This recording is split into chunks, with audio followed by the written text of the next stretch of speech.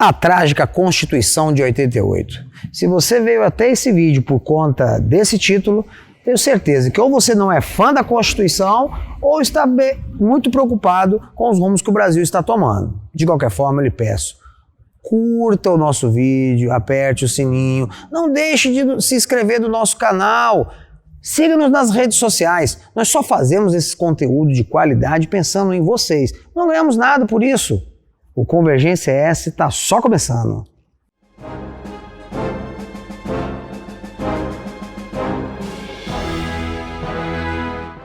Olá, meus amigos, aqui quem fala é o Wellington Caragari.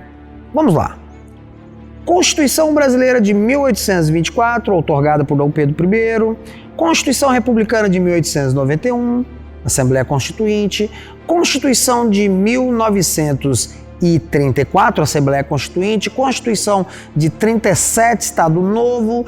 Constituição de 46, Assembleia Constituinte. Constituição de 67, aprovada pelo Congresso Nacional. Constituição de 88. Estamos falando, portanto, da 7ª Constituição, se não me falha a memória, do Brasil.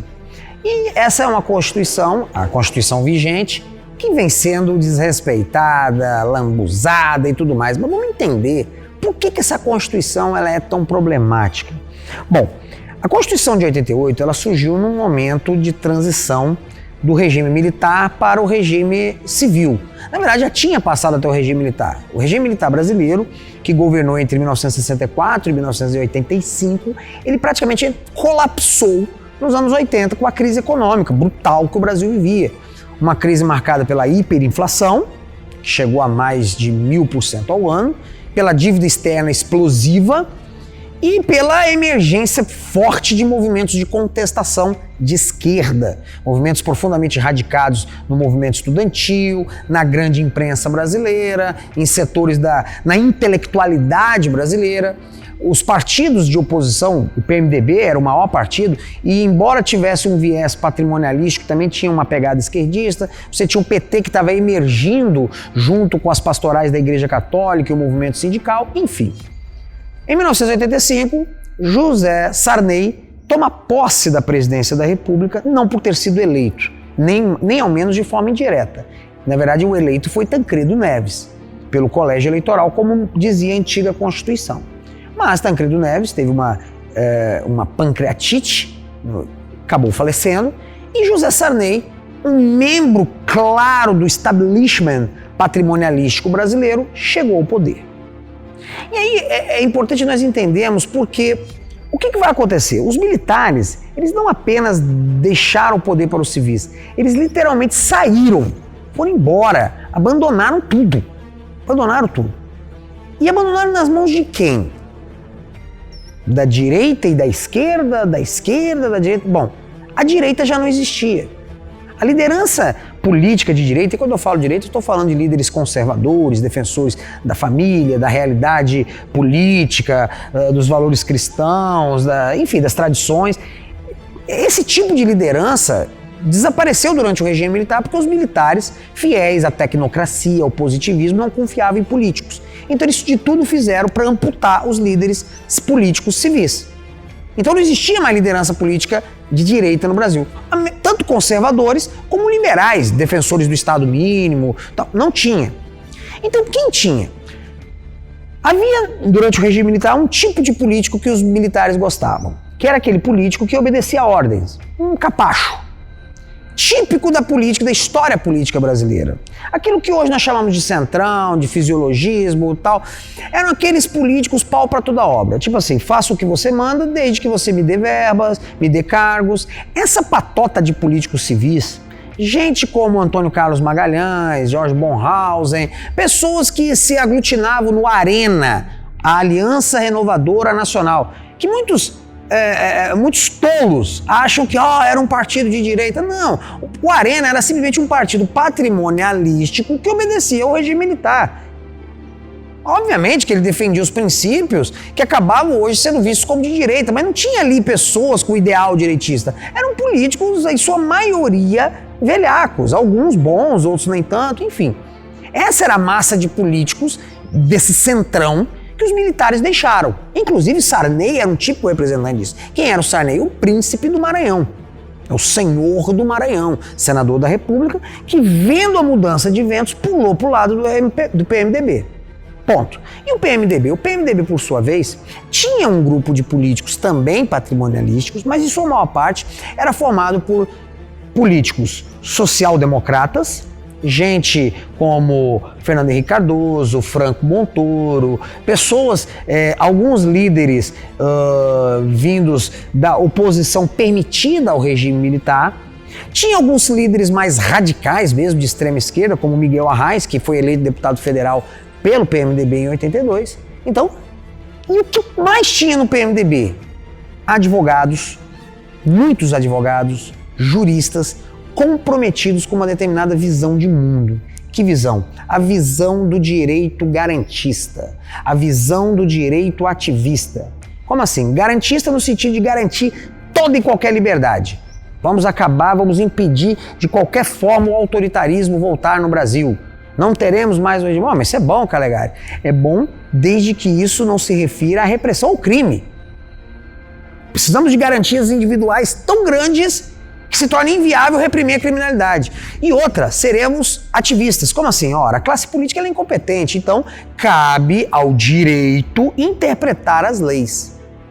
Pois bem, então você tinha na Constituinte eleita em 1986 uma massa de intelectuais social-democratas, um grupo de social-democratas, pessoas com capacidade intelectual voltados para uma visão ativista do direito, uma visão social-democrata, isto é, de distribuição de renda na marra, uma grande massa, muito maior, de políticos venais, fisiologistas, estilo Sarney, que não tinha ideologia, mas que estavam dispostos a fazer aquilo que fosse bater palma para a plateia, que fosse atrair aplausos do grande público, que fosse lhes garantir base e, por fim, um ovo da serpente. Você tinha um pequeno, porém incandescente grupo de extrema esquerda, representado por cerca de 30 parlamentares petistas, comunistas, infiltrados no PMDB, brizolistas, que realmente queriam incendiar, queriam fazer a política do quanto pior possível. Então não tinha ninguém conservador, não tinha ninguém liberal, não tinha nada. O resultado dessa constituição, dessa massa social-democrata, por um lado, com uma visão de mundo de distribuição de riquezas, mesmo que a riqueza não exista. Comunista em menor escala, numa visão revolucionária, né, de pelo menos de anuência com as invasões de propriedade, representada pelo PT. E com uma mescla de gente que não estava nem aí para nada, só queria o poder e garantir o seu poder. Os patrimonialistas do Centrão foi a Constituição de 1988. Uma Constituição que você vai ver essas características dela. O patrimonialismo está ali muito bem representado na medida em que foram garantidos uma série de controles e poderes das mãos do Estado. O Estado tudo pode, tudo faz, tudo é seu interesse, tudo é seu... porque o Estado age em nome da sociedade. Só que você, indivíduo, praticamente não existe diante desse Estado. Ao mesmo tempo, paradoxalmente, é um Estado garantista, que lhe garante os direitos individuais, exceto se você for cidadão de bem. Porque se você é um cidadão de bem, dentro da visão social-democrata, socialista e ultra-esquerdista, você é um opressor, você é alguém que tem que dar o seu bem para ser distribuído. Agora, se você é bandido, se você é um marginalizado, então você é alguém a ser resgatado. Então vamos investir em você. Você não pode ser punido, você não pode ser massacrado. Se você está numa prisão e está com uma epidemia de Covid, para você não ser contaminado, vamos lhe soltar na rua. Vamos lhe dar indulto do Dia dos Pais, mesmo você tendo matado o seu pai. Olha o caso da Suzane von Richthofen. Também está presente nessa Constituição o ativismo típico dos muitos advogados que estavam ali naquela Constituinte. Ora, não basta o que está na Constituição, a letra. Temos que interpretar o que está por baixo da letra. Isso foi garantido muito claro no momento em que a Constituição deu ao STF, ao Supremo Tribunal Federal, o poder de intérprete máximo da Constituição. Mas nos Estados Unidos não é assim, em outros países, sim. Só que os Estados Unidos são fruto de uma tradição baseada no common law, nas tradições, que é muito antiga. E mesmo lá isso está tendo problemas. Mesmo lá, porque hoje eles confundem o common law, isto é, o direito comum, a lei comum, com o ativismo ideológico. Então, quando você tem um Supremo, que é quem diz a palavra final na lei, você na prática está dando um salvo-conduto para que esses caras determinem a lei, porque não há nada que os coíba. Não há nada que os coíba. E por fim, foi deixado da Constituição uma série de direitos sociais. Sim, pois era preciso jogar para a plateia, para os índios, para os marginalizados, para os pobres. A Constituição se encheu de direitos. O Brasil é um dos poucos países que garante saúde universal. Eu não sou contra, mas de onde vem o dinheiro? Garante-se alimentos para todos, mas de onde vem o dinheiro? O resultado da Constituição Federal foi um Estado impossível de governar. E isso é tão verdadeiro, que apenas 4 anos depois da Constituição ela precisou ser revisada. Ela se tornou tão impraticável que 4 anos depois, em 92, houve a revisão constitucional e várias coisas foram mudadas. Não para melhorar também não, foram mudadas no sentido de se reforçar os poderes do Supremo Tribunal Federal, de se reforçar o poder da burocracia. Claro, nos anos 90 houve um processo de modernização do Estado brasileiro. O Estado privatizou. Só que mesmo privatizando, a dívida pública cresceu e o poder do Estado da economia não diminuiu, porque foram criadas agências reguladoras. O Estado não pode abrir mão do poder, da autoridade. Mas agora nós entramos na reta final de decomposição da Constituição de 1988. Porque os deuses criados por essa Constituição, os 11 deuses olimpianos, que são os ministros do STF, chegaram a tal nível de ativismo judicial, isto é, a tal nível de criação da lei por meio de ordens judiciais, que hoje a Constituição é um espantalho. Ao ponto de um ministro do Supremo Tribunal Federal, investigado pela Polícia Federal, citado em denúncia, citado em depoimento pelo ex-governador do Rio de Janeiro, a sua investigação ser cancelada. Por quem? Pelo próprio Supremo. Quem participou da votação? O próprio envolvido.